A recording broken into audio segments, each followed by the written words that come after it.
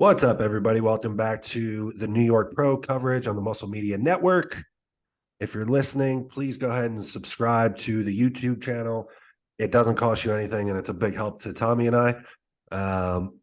Leave a comment, especially we're going to review the show, so we want to hear what everybody has to think about it.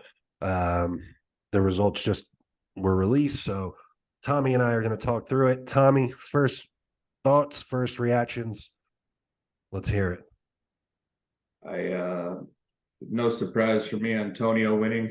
I think a few weeks out, I pegged him as the winner. I think there's just too much there from a standpoint of shape, roundness, freak factor. This may have been his best condition ever from my perspective on the live stream. But there was some, the top five was quality. I was very impressed with the first call out.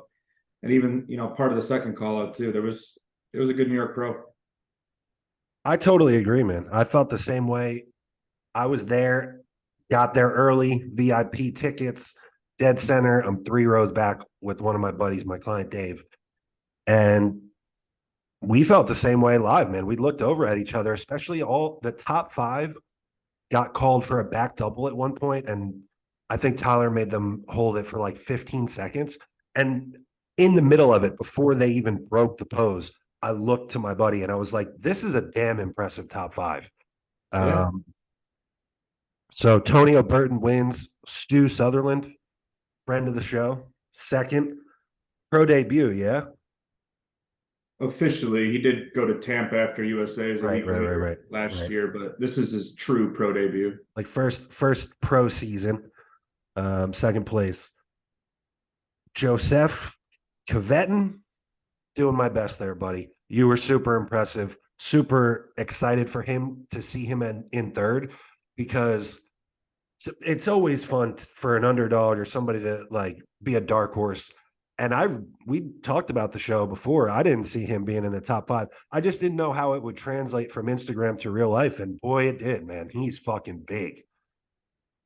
He's like, what I like about him is when he's setting up to hit his shot, his delt to delt width with the chest and then the tight midsection is like, that's like how I want to look for life. That's like the dopest look in the world to me. Like, and then he's got the beard and he's from Czech Republic. I loved what he posed to, man. The Vikings music, like that dude needs to be in movie roles. Like he's got a future, dude. He's every bit of that in real life, man. It was super impressive to see. And his posing was good. He was every bit a top 3 professional at this show.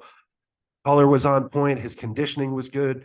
If I had to pick one critique other than all of the things that impressed me, I think if he just further develops the quads, both in terms of the size and because of that, the sweep will come, but also right now, the only knock on him in terms of presentation or his polish, so to speak, on stage is that he has a hard time staying on his legs.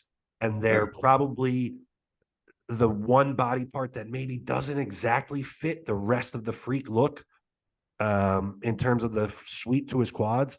So it does stand out. That's the only thing that's holding him back. That and a wider rear lat spread.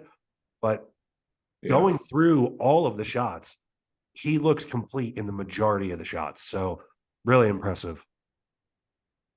Yeah, no, as soon as I saw him, I was like, wow, this guy will be in the top five. Because I saw the condition from the back. Usually you get a big guy like that, they're soft from the back, but he had low back, glutes, like you said, a little more lat width, lat to lat.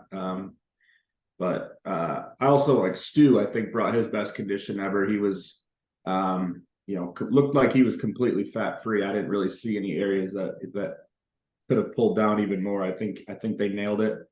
And I got to give credit, like Stu, he trains in my gym. So this is, I like seeing Arizona do well, but he poses really well.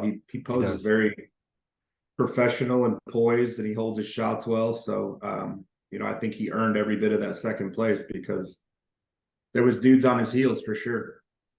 And we talked about this. We had a couple other guys on the show, and we kind of talked about how maybe there's no clear-cut favorites or there's no top-tier guys that are coming in and everybody's battling for second. And it could almost be perceived like we're saying that the quality of the lineup, or it's not going to be a good lineup. That wasn't the point, but it could almost be perceived that way because it's lacking some of those top guys. And like we talked about, I honestly, up to whoever was probably seventh, because the middle two guys of the second call out were also, like, Nate was very good. Robin Strand, the shape isn't great, but he was peeled. Like, most of these guys looked excellent for what they could show you. I and thought so Max Charles brought his best in a while too. Yes, a revitalized Max, absolutely. And so for Stu to be second place, like, this was no slouch of a lineup. This was every bit a legitimate New York pro.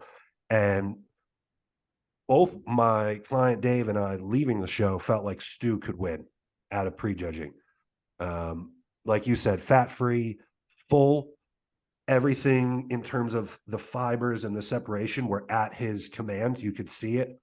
And I have to give him credit because I underestimated what his back looked like just based on Instagram.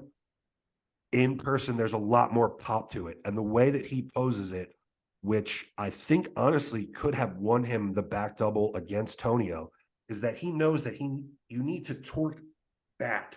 The judges are not only behind you, but they're below you. So you have to angle yourself and show them.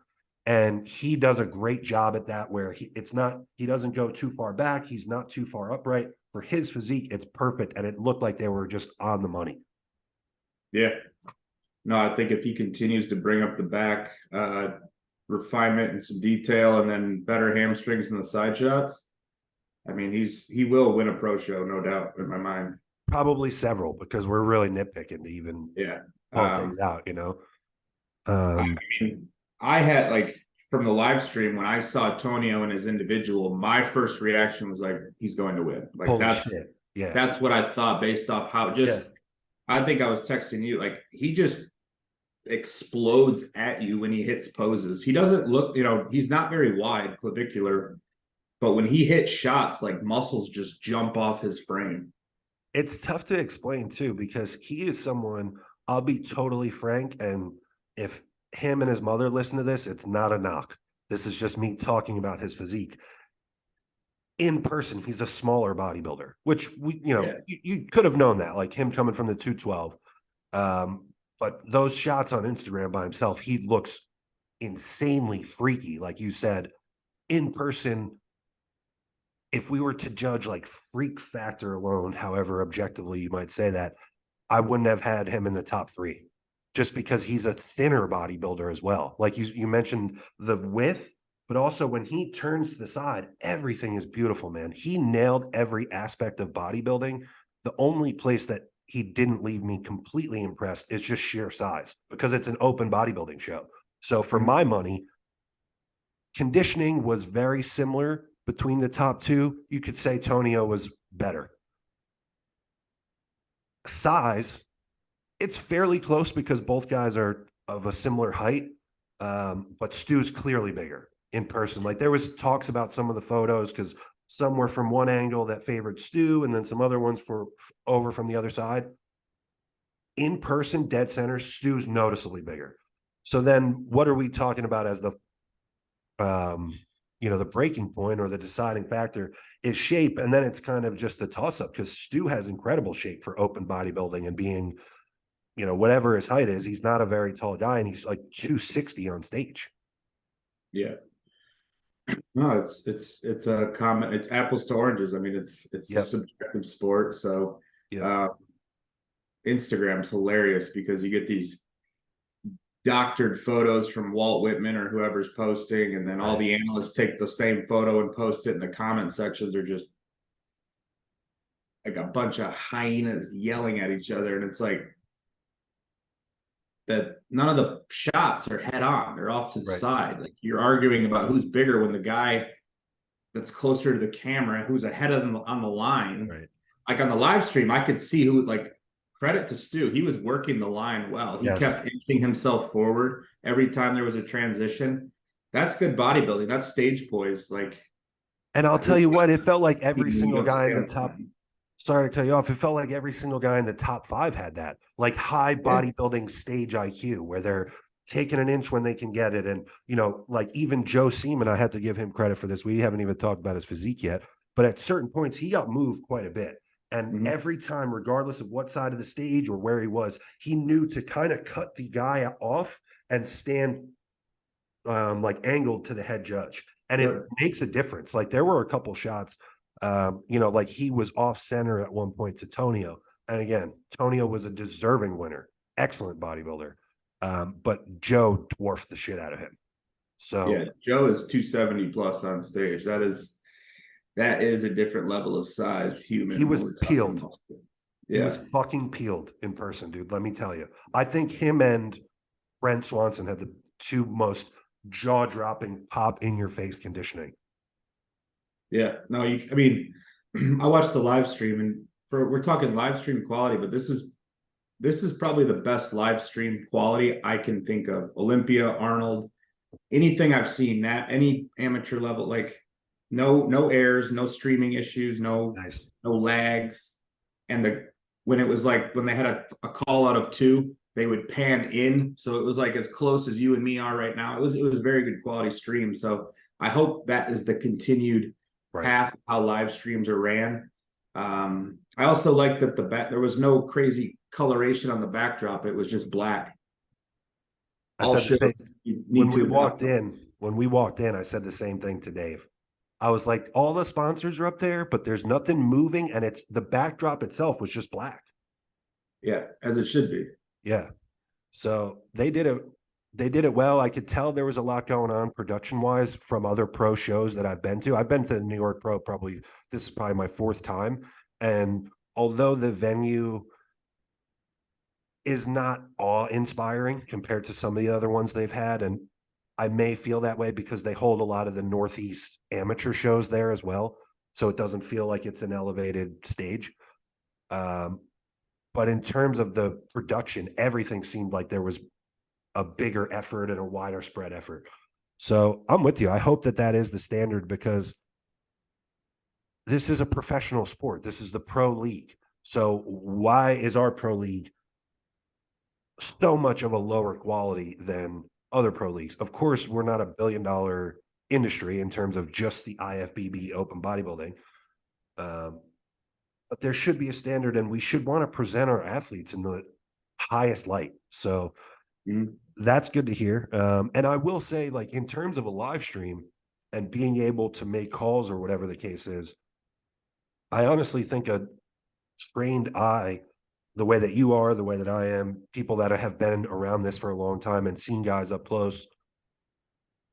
Yes, it's a live stream, but also when they show you 5 guys, you can still see who stands out. You're not going to get the full 3D detailed nature of it from what it is in person, but you can see the guy in the middle looks better than everybody else in terms of comparison. So I mean, we're texting, I'm there and you're texting from the live stream and you're pointing out things that are clear and obvious in person. So yeah, shout out to the live stream, I guess. Yeah, you can. I mean, like at least with the live stream versus pictures, you can see it's live. It's in action. You can see guys fading or getting harder. The pictures is a snapshot in time. Right. And what's funny is like I truly see how bad the pictures are to go off of, even being at the live stream, because I'm watching this, my phone's right here. I see a Walt Whitman photo, and Walt Whitman's great. I'm not bashing him, but I'm just using him as an example. And it's like, that looks nothing like I'm seeing, which already, even though it's a really good live stream, is distorted to what you're seeing. So by the time it's like it gets doctored and channeled differently to the eye, like 4 times before it gets to the majority of people. And I feel like it's actually really bodybuilding. There's not too many crazy calls that aren't right in the sport. Like every now and then you see it. Oh, that guy probably could have been ahead of that guy and they could have flip-flopped, but it's like, everyone I've talked to who has a decent eye had Tonio as the winner. I don't think there's anybody who's like calling politics or anything like that because he won. So point is like, you can use the live stream and get a pretty good idea of what's happening. Like you said, you just can't appreciate the in-person visual and see the depth of the competitors like you can in person. That's a great point because it's more the depth and the density to them. Yeah, I've it's just different. never, yeah. Man, all those guys really, in their own regard, stood out to me in those terms. Maybe except Tonio, just like on a size scale. But so rounding out the top five, Eric Wood, Pro very debut. good pro debut. Yep, and man, he looked every bit an open pro competitor. Hmm. I think from what we've seen from him, and maybe even on Instagram, it looked like they missed a little north in terms of shooting for fullness, like Yeah. in like the super crisp like hamstrings and glutes. But it was a great look for this lineup because he still has great lines and great pop. Like if you're going to sacrifice a line or two in your glutes to have the pop that he did, I think it was a good trade because it ended him up in a top five of a pro debut of a really good New York lineup. Yeah, and that's what, people can take home to like learn is that like everybody's coming in with a game plan. Maybe it's fullness, maybe it's conditioning, maybe it's obviously in the perfect world, you come in as hard and full as possible. Like, yeah, we would all up and nail it every time, but it doesn't happen like that. So, Right. if they're willing to give up a little bit of condition just to come in fuller, then that was their game plan and they stuck with it. Now, if the trolls online want to argue and say he wasn't in condition, he didn't deserve fifth, or whatever the case may be, it's like you don't know what they were thinking. They could have brought him in harder and he might have ended up seventh, and then you would have said he needed to be fuller. So it's apples and oranges, and like peaking is net. It's when you have that much muscle. We've talked about this before. Peaking is down to like the minute. Like these guys are changing rapidly, especially guys like Joe Seaman and Joseph Kavitan, whatever you said his name was. Those guys are massive. I mean, they are mowing through carbs. And I know Stu has a fast metabolism too. So it does come down to minutes when you're dealing with bodybuilders who are north of 230, 240, 250 on stage. I'll tell you this too. This was the first pro show that I've been to in probably 4 years. So my perspective from my experience coaching was completely different from the last time that I saw these guys in a live lineup. And to your point about how fine the line is to peak these guys and people arguing about, oh, they were out of shape online and all this stuff. Every single one of those guys that we mentioned was in shape. Every Mm-hmm. single guy I would say that landed in the top 8 was in shape.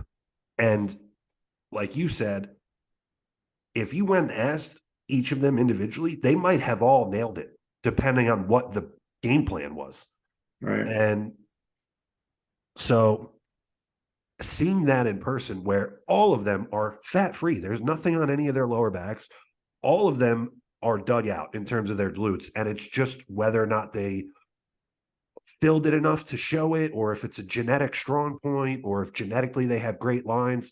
Like Max Charles doesn't have lines in his glutes. I would say that, like you mentioned, the best we've seen from him in a long time. That was the most complete Max I think I've ever seen. Front to back, conditioning, fullness, size, all of this. And I don't even think he's top 7, right? Or was he 6th? I think he's sixth. Okay. I Based off how mean, they finished him, which for him is you know, Max is north of 40. I mean, this was a young yeah, lineup, and Max yeah. is he's not a young dude. He's doing the Masters Olympia, so I'll tell you from the front, he is still a showstopper oh yeah. with his chest The and his side too. abs. Yeah. The upper And half anyway. like in terms of how close it is to peak, or how it may or may not translate to the live stream or just still photos, especially online, he was fat free as well. I've seen online always the rhetoric around him is he's big, he's great, but he's not in shape. It's like, motherfucker, look at this guy's chest and his abs when he flexes and hits a most muscular. You're telling me he's not in shape? He was fat free. And it's just his lines are different than some guys. Yeah. Yeah, no. I thought, jogging back to Eric, I think I believe somebody who talks to him told me that he's going to shut it down after this show, which I think is smart. I mean, he's so wide delt to delt. Like the wider you are, the more tissue you need. And that's, I deal with that, you deal with that. It's just part of the game. So I think that's a smart move. If I'm him, I'm coming back to the same show next year. I'm taking, 7-8 months, put on another, he added 20 pounds. You might add 10 pounds, even in an an abbreviated offseason. He might do another 10 or 12 pounds, especially starting from a spot where you're peeled. We know that that's the starting point. So 10 more pounds of tissue, come back to the same show and go at it again. And I'll tell you, man, like you mentioned, he's got the crazy wide shoulders and structure. And he looks pretty fucking filled out, dude. Like he came out by himself and just hit this. And it truly looked like he was wearing shoulder pads, but not in a funky way where they were jimmied up. Like just holy shit, these delts are fucking insane. And then he's got a good waist, he controls it, and he's got good quads. So I was impressed with him, man. He's complete top to bottom, front to back. It just, like you said, systemically, if he just adds more evenly, he's going to be fucking dangerous. Yeah, no, when you have a bigger frame, it's just like keep filling. Don't blow out the waistline while you fill. But once you're there, it's impossible not to be looked at as when you're that big and you hold that much muscle, like you will always draw eyes on stage. Yeah, he's got a great combination of all three of the main criteria in terms of size, shape, and conditioning. Like his lines look great. His skin is another underrated part of bodybuilding that we talked about on the show sometimes. He's got great skin for bodybuilding.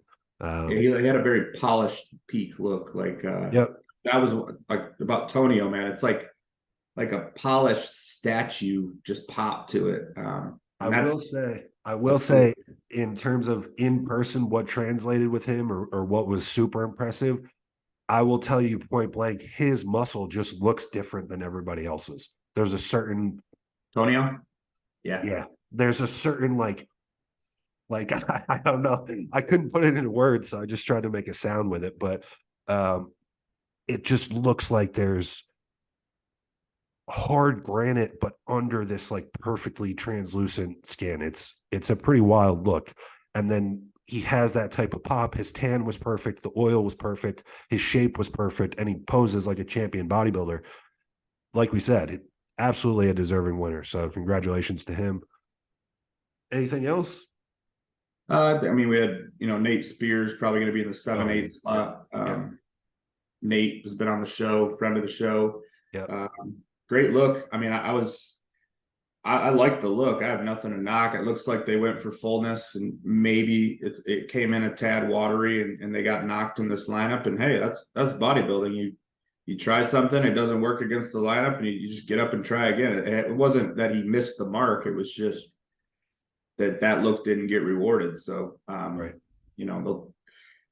Nate's all too familiar with going back to the drawing board, regrouping, and coming back better each time. So you can clearly see he made improvements from last year to this year, added more tissue, more complete physique, top to bottom. So trying to think of the rest of the top 10.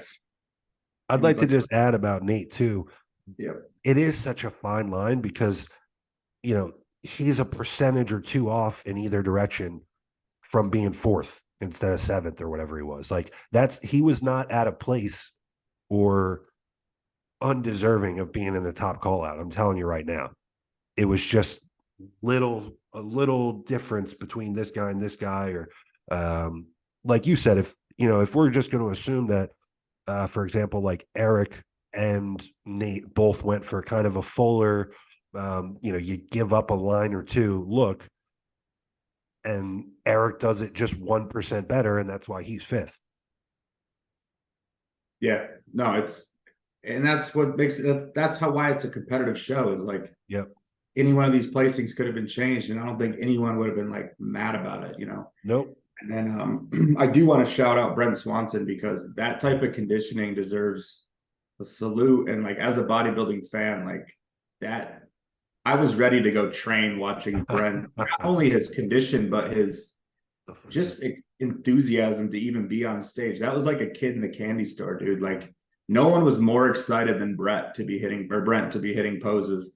Even at the finals, dude, he was going wild. And I dig that, dude. Like there's nothing like being at a bodybuilding show where the guys don't want to be there and there's the posing's half-assed, but like these guys got after the second call out, the third call out, like they were going at it, moving up on the line, and that's really cool to see as a fan of the sport. But you know, Brent's been at it a long time. He's a type 1 diabetic, so he's got all the adversity that one could have, and he never uses as an excuse. He always brings insane peeled condition, even as an amateur. So he is proof that like you may not have the best genetic structure to do well, but if you're willing to work hard and you can pack on size over the years and bring insane conditioning, you know, you'll get rewarded. And you know, he's in the top 10 of a pretty competitive New York Pro lineup. He's got a top 5 placing. He's definitely taken his ceiling for bodybuilding and extended it way further than anyone probably ever gave him credit for. Yeah, and it was a great point to mention. He comes out on stage and he literally lights up the entire room. There was nobody that loved bodybuilding today more than him. It was awesome to see, dude, because he's coming out. He's one of the biggest guys on stage. His tan, his skin, his oil, conditioning, everything is perfect. So he's just coming out and letting it fly, dude. And he's posing with emotion and he's posing to fucking own it. And it was awesome to see, man. He's a bodybuilder's bodybuilder for sure. Right. And I did like a quick 1 minute wrap up, immediate live reaction walking out of the venue. And that's up on the channel too. And he was one of the things that just off the top of my head, I had to call it out because you pointed out to me, he was coining this phrase hospital peeled. And let me tell you, buddy, if his skin and everything didn't look so good, it would be hospital conditioning. But honestly, it was the perfect balance of that scary conditioning, but with a physique that was alive and well. Yeah, no, it was gnarly, dude. Even on the live stream, you could see the detail, and I was like, "This is awesome, man." Bro, he rips his glute on like a side chest, and it looks alien, dude. It looks like there are fibers dancing under his skin. Like it's a crazy look. Him, and I have to give it to him, dude, because this is one thing that I look at too. I'm kind of like a leg snob. I love seeing just developed fucking legs, top to bottom, front to back. And when somebody's really when somebody's really peeled, like these big guys especially, you see some crazy looking shit from them just walking off the stage. And that's when you know. And honestly, Robin came out and Brent came out, and both of them, when they turned to walk off the stage, had the gnarliest looking, just like unflexed, unposed legs that I've ever seen. Yeah, no, Robin, I will say there's some structural flaws, like you said, but there was just transitions and different shots that he hit that it was like, you could tell he was dug out crisp. Yeah. So he brought it. He's somewhere in that top 10 mix too. So it's a good show. I mean, I hope a lot of these guys are going to continue on, maybe do Cal or Toronto and just keep getting better. And we've got a competitive season ahead. I mean, Texas is stacked with names doing it. So Tampa too. Tampa, Chicago, Justin Shire's making his pro debut. There's a lot of good bodybuilding ahead. And then you get the Olympia too. So it's, as everyone talks about bodybuilding being a dinosaur, it's not a dinosaur. It's just more, if anything, it's more unified than it's ever been as far as like the true passionate people of bodybuilding, even at the amateur level too. So I know you and I are doing our part to give it its credit and to give these guys their credit. Quick shout out in the 212. I watched the whole lot. I watched every division, I think, other than bikini and men's physique. And the 212, Kareth, undisputed. He was as dominant as Tonio was for me, and even in his individual. He's very complete. So I'm stoked to see him on the Olympia stage and see if he can crack into that top 8. Couple other guys in the 212 stood out. Jason Hebert, Jason Joseph. Top 3. Yeah. So Noel Adame, we talked about him on the preview. He did slip. I don't think it was his best. So you regroup and come back, but good 212 lineup too. Classic was competitive. I don't know enough of the guys' names or their backstories to like give them true credit, but Michael Abdul with the back-to-back wins, Pittsburgh to New York. 1 week apart. So that's very hard to do, to hit 2 shows in 7 days and win them both. In person, he could say that he was hospital field. Yeah, no, even I mean that guy's nuts. What Like he his brings. face and everything too. Like that body did not look well. And I mean that as the best compliment I could give a bodybuilder. Yeah. On the female side of things, Natalia Coelho in women's physique, She's insane, incredible, dude. insane. What's her name? Her name's M. Schaub on Instagram. She brought some of the wackiest condition in the entire show. So a lot of good athletes all around. Figure was strong, the top 3 there. Yep. Women's bodybuilding. Dude, I just was gonna say I will go and find this woman's name after, and I will put it in the comments to give her credit. There was the girl who I assume finished second in women's bodybuilding. She had like pink hair and pink trunks or pink suit. Yep, She was the most peeled person at the entire show that I saw. Yeah, she was dry. She was peeled dude. everywhere. Yeah. Everywhere. Every fiber, dude. She turned around and would pull it back before she hit a back double. And every fiber from the head to toe, top to bottom, was on command. It was wild, dude. I've never seen conditioning like that from a woman in person. No, it was gnarly because I watched her individual and I kept waiting to see a flaw and it never came. Like the glutes were dug from the side, the back, the low back was Christmas treed out. Yeah. The delts had striations into the triceps. Yep. Just pure, great structure, and you know, could use a little bit more back thickness, but conditioning wise. I was gonna say she just ran into a monster in terms of size, conditioning, all of it, shape. That woman that won women's bodybuilding was super impressive. Like just from a muscularity standpoint, it was out of control, and she was conditioned too. But man, I'm gonna look that girl's name up and give her due, because you guys, anybody that's listening, guys, gals, you have to go check her out and give her credit for this conditioning, because if you know even remotely what it feels like to be in contest shape or close to it, you will see these photos of this woman and understand that she must have felt like walking death. So shout out to her. What else, buddy? I think that's all. Yeah. I can't find her name. I was going to try to give her a quick shout out, but we'll get it. We'll get it in the comments. I might just make a separate. I might just make a reel about her separately and say this girl was absolutely fucking diced. It feels like the Arnold was like a century ago, even because that was like the first show. But like this feels like first show vibes. Like it does. This is like opening day to me. I'm giddy. I'm excited for the season, dude. Dude, I felt that way all day, dude. I'm glad you mentioned it. And for you to say that, you guys know how I was feeling about it, because Tommy's just fucking robot mode. So if he was feeling excited about this shit, you can imagine how was the crowd? How was the atmosphere? Because it was the live stream, silent. You couldn't. It would have thought it was like a 2020 production with no crowd, because they had. I kind of liked it because it was just focused on the competitors, but you couldn't hear anything. It wasn't very loud to begin with. Okay. It was underwhelming, to be honest with you. There's only been a handful, and in terms of the percentage of shows that I've gone to, how many of them were crazy, it's very low. But I've been in some crazy crowds, and it's just a different thing. It's a totally different atmosphere than this. This was very just another aspect of that is that they really went full business mode, and I don't blame them, but they cut off the first 10 rows for VIP. And, you know, in terms of how many seats they filled total, if they just packed everybody into the first available seat, it would have only been the first 3 or 4 rows. So then there's 6 or 7 empty rows, and then a big space, and then they set up general admission for everybody. And it's like, that's the majority of the people, and they're 200 feet from the stage. Yeah, that seems to be the new thing at a lot of venues, amateur too. Yeah. So that, and they sold multiple pre-judging tickets. Where it was separate shows, dude. Very confusing. That's just, man, I almost don't even want to say anything because I'm from here, so I'm gonna pass.